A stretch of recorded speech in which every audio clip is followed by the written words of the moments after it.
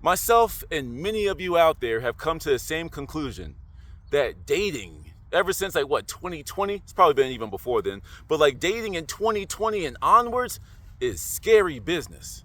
And another conclusion that a lot of us have come to is that you are more likely to be a victim of infidelity. You're more likely to be cheated on than have a happy and healthy relationship. It's crazy. When you see people happy and healthy these days, it's almost like a rarity, and it shouldn't be like that. As I've discussed many times, the quantity and quality of healthy and happy relationships is just spiraled down and down and down, you know? But let's discuss something. The serial cheater. Cheaters in general, but the serial cheater specifically.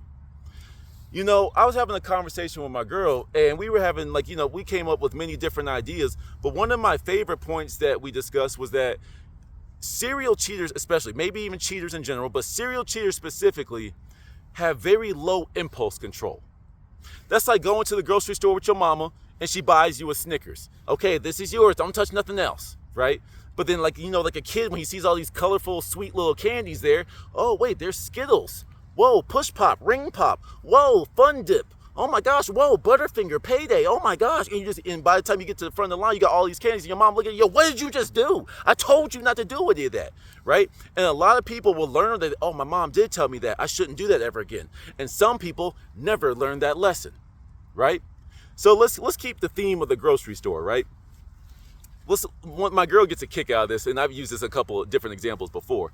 But nevertheless, when it comes to the mindset of a cheater, this shows your impulse control, because you're impulsive to the things that you want, that give you instant gratification, instead of having some restraint. Because look, ladies and gentlemen, I'm one of those people, maybe shooting myself in the foot, but ladies and gentlemen, especially amongst men, you could be in a committed relationship and acknowledge that is an attractive woman over there. Dang, she's very pretty. She's doing well for herself. That don't mean you have to go slide into her DMs. That don't mean yo, bro, what I would do to that girl, bro. Yo, I would. You ain't got to do all that. Likewise, ladies, if my girl says, wow, that was a very handsome man. Well, why the fuck you look at him? No, that's a handsome dude. The nigga got the nice fade. He got his chest all out. The man smells like flowers. Man, that's a beautiful individual right there. But if she's over here grabbing her knees, like, oh my God, he's so hot, I'd be like, damn, what's wrong with you? Go hop on him if you acting like that. You feel me? But just to look, that's why my grandpa said, look, don't touch. You know what I'm saying? So it's like, yeah, you look, there's beautiful people in the world. It is what it is. But like I said, look, don't touch. But anyway, the timeline of infidelity, right? Boy meets girl. Girl likes boy, boy likes girl, you enter a relationship. You are now in an exclusive relationship. You should only be focused on one another and building your relationship and working towards marriage, right? But let's just say, you've been together for a little bit, right?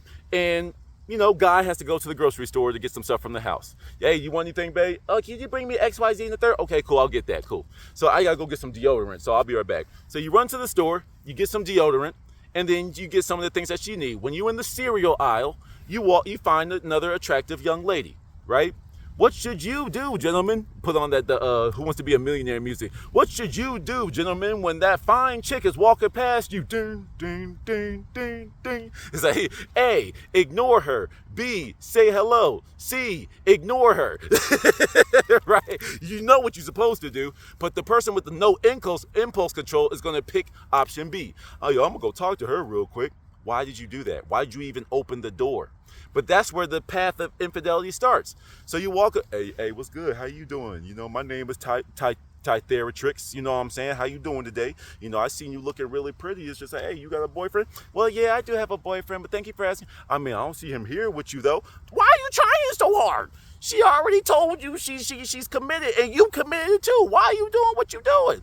But both y'all make the same mistake. You continue the conversation, right? So you holler at her, you chop it up with her, and y'all exchange contact information, phone numbers, and social media, whatever, right? Y'all start talking, trying to get a feel for one another. Then one of you crosses the threshold and y'all say something sexual. Well, shit, if you on that time, come through, girl. So listen, you already in a relationship, you opened the door for infidelity because you saw something that you couldn't resist, knowing that you shouldn't touch it anyway. You texted the person. You got comfortable enough. You got sexual with the person, the innuendo. You arranged time to meet.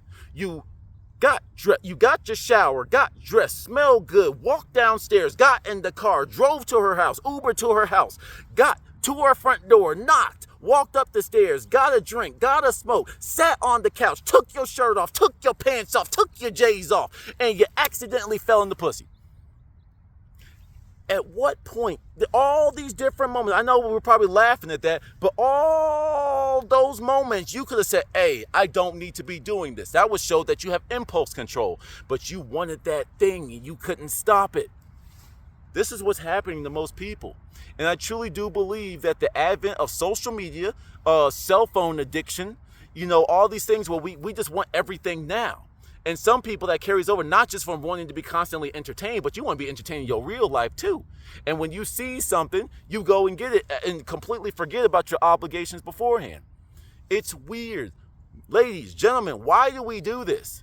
Like I was saying in the video I just got done recording, it's like we are past the point. We've devolved so far that we're not even trying to come up with solutions anymore. We are now so fucked up as a society that we aren't trying to come up with solutions of how to stop people from cheating. We are saying who cheats better and worse. Women cheat better because they can hide it easier, blah, blah, blah. That's where we're at. That's what we're discussing. We're saying who cheats better. What does that solve? Okay, men cheat better, women cheat better. Where are we at? Where are we at with solutions on that? All the heartbreak and all the people that lost their lives over infidelity, lost their property and all this type of shit, and we focus on who cheats better or worse? This is the low-level conversation that people are tuning into?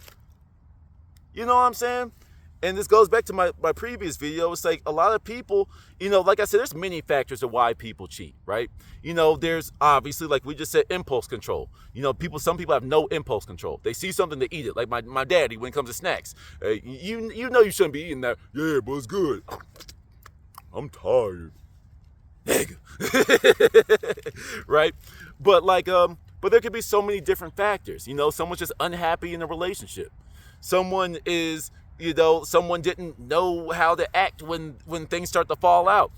Before you jump ship, you want to make sure you got your foot on the next one. You monkey bar to the next relationship. They're already done with the current relationship, and instead of having the maturity of stopping one thing before starting another thing, they start another thing and test it out a couple of times. It's kind of like before 1, 2, and then they make the jump and then they leave you behind. Some people are testing out new things before they close off a new relationship just to make sure that if that don't work out, they can always go back to you. Once again, there's so many different layers of the level of disrespect when it comes to cheating. Because like in my previous example, it's like before you monkey bar, it's like, fam, not only are you already done with me, you've thus made me second place. Technically, you've made me third, in that brief example. You put yourself first, you put this other person ahead of me, and then you made me third to a new person? That's just so rude. I'm giving my life, assuming that you do nice stuff too. It's like, it's like I gave my heart to you. I was vulnerable with you. I told you things I ain't told nobody, and this is how you do me? Like, y'all don't realize, especially ladies, like I kind of gotta get y'all ladies.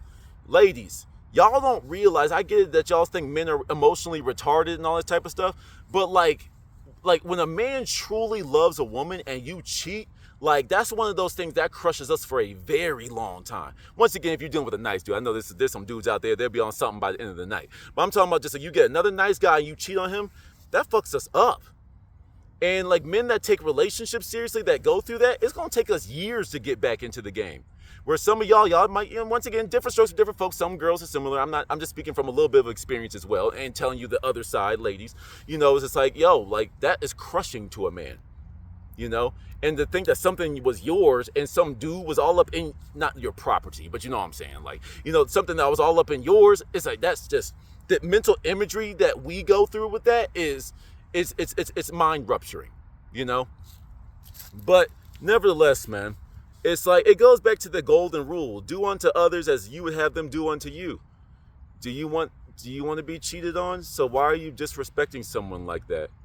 And then it's like, and I don't want to go get all religious with it, but it'd be crazy like when religious people, like, that's one of the commandments, thou shalt not commit adultery, and some of y'all be doing it with your damn pastor. It's like y'all don't care about nothing other than to satisfying the physical flesh. And sometimes it may be even a little bit more than physical. Sometimes it's like a feeling, fulfilling one's ego. That one dude got cheated on his first relationship, so then like now he has to make sure that he tries to fix the old person through all these bodies of new women, and vice versa, like women with a bunch of dudes and stuff. Like that guy hurt me, so I have to get my power back, and I have to get it through letting all these other people have access to my body, male or female, I don't care. It's like you're trying to heal through other people, and you're probably doing more damage to yourself in the long run. Like, I'm just saying, like, yo, like, you are in a relationship. It's like, what hurts more? Ending the relationship, just cut and dry, done, or letting it fester, and then then the person starts to realize, because then you got them feeling like they're like, ending the relationship is so much better. It might hurt, cool. It's kind of like, it might be a little dark, might be a little dramatic, but like, you're like in action movies, your leg is stuck under something, like you're in the zombie apocalypse and you get bit, right? You get bit, so you just chop your hand off. Which one is better? Chop the hand off and cauterize it, or like getting bit and hiding it? Then you start sweating. Then you start getting delirious. You're falling out. You're becoming a hindrance to your team. Same thing with the relationship. In the fucking relationship before you go step into some new pussy or some new dick, right? Because what ends up happening is it's not just over. Then the person starts to observe that you're treating them a little bit different. Then they start to think, oh, wait, is it me? Is there something that I'm doing? What's going on? But then they might say, what if there's somebody else? But no, it can't be. This girl would never do that to me. And now they're starting to beat themselves up in their own mind based off of the wrongs that you are putting onto them. You see what I'm saying? Cheating is a really big deal, bro. And a lot of y'all getting lyrical, spiritual miracle with it. A lot of y'all don't realize how much negative karma you accrue when you are committing that much of a cosmic universal infraction. You have broken trust. Even amongst the shadiest of businessmen, they have contracts, which establishes trust. I mean, they don't trust each other. That's why they have the contract. But let's just roll with it. You know what I'm saying? It's just like you've broken the trust. You have gone against the highest form of energy out there, which is love. You have gone against love, bruh, sis, whoever. So nevertheless, man, y'all need to work on that. Stop getting in relationships, getting people, stop having your cake and eating it too. You know what I'm saying? It's like, stop having your cake and the cupcakes and the ice cream. That's how you go into diabetic shock. Anyway, y'all catch my drift. I'm beating a dead horse, but y'all get it. Stop cheating. Keep your dick in your pants. Keep your legs closed. Love who you love. Foster the love in your relationships. Till the next one. Peace.